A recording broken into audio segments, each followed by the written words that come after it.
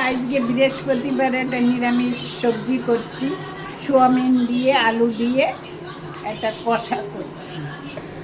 আমি সোয়াবিন বড়িটা সেদ্ধ বসিয়েছি, সেদ্ধ হচ্ছে, একটু নেড়ে চেড়ে দিলাম।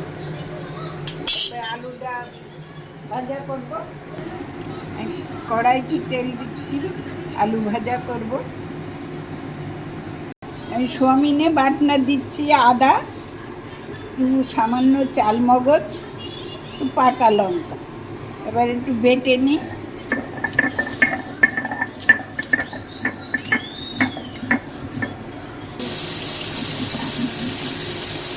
কড়াইতে আলু দিয়ে দিয়েছি ভাজার জন্য, ভাজা হচ্ছে। বলো, এবার আলু দিয়ে একটু হলুদ দিলাম কালারিং করার জন্য। এখনো হয়নি ভাজা, আর একটু ভাজা হবে। বাটাটা তুলে নিয়েছি,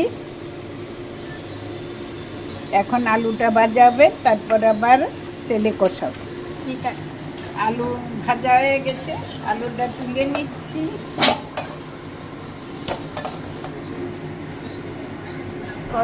কড়াইতে তেল দিয়েছি, এবার দুটো জিরে ফোড়ন দিলাম, একটু দারচিনি, দুটো শুকনো লঙ্কা, দুটো তেজপাতা,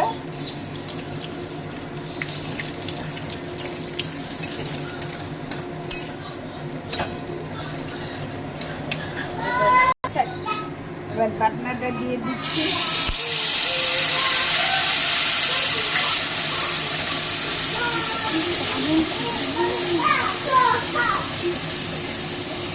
বাটনাটা একটু কষাবো, বাটনা কষাচ্ছি।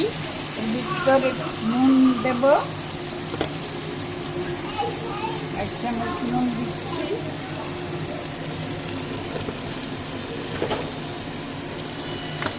হলুদ দিচ্ছি,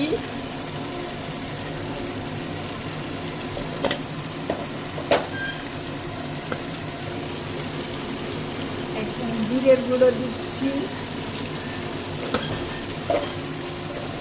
1 চামচ ধনে গুঁড়ো দিচ্ছি,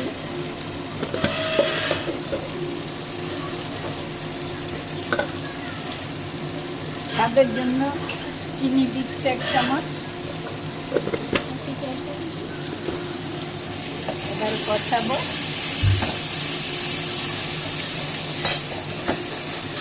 আমার মশলা কষানো হয়ে গেছে, দেখো তেল ছেড়ে দিয়েছি। এবার মশলাটা কষানো হয়ে গেল, এবার আমি সোয়াবিনের বড়িগুলো দিয়ে দিচ্ছি। এটা দিয়ে ভালো করে কষাবো।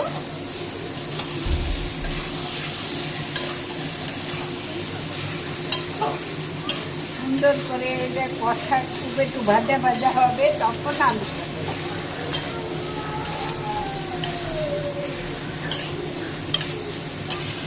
আমার সোয়াবিনের বড়িটা আমার কষানো হয়ে গেছে, এবার আলু দিয়ে দিচ্ছি।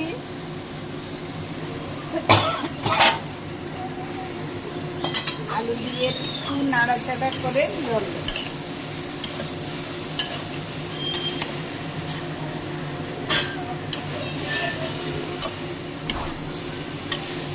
জল দিচ্ছি, জল দিয়ে দিচ্ছি।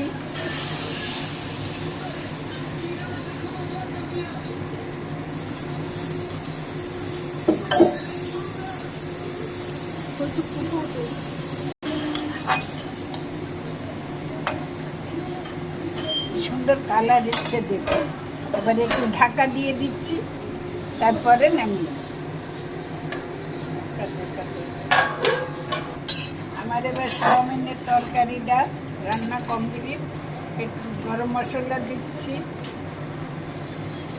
অল্প করে, একটু ঘি দিয়ে দিচ্ছি।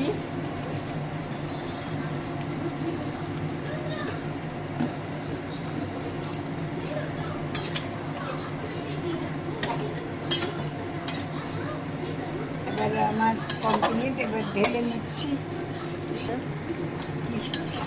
রান্না হয়ে গেছে। দেখুন কি সুন্দর কালার হয়েছে।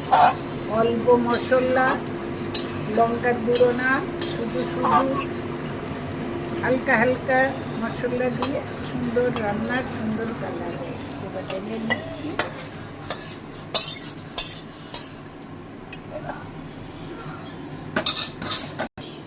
এই যে আমার রান্না চাউমিন আলু কষা, একদম কালারটা দেখুন। আর খেয়ে আপনাদের যদি পাই না, আমি একটু খাওয়ায় দেখতাম এর টেস্টটা কি সুন্দর, অল্প মশলা দিয়ে।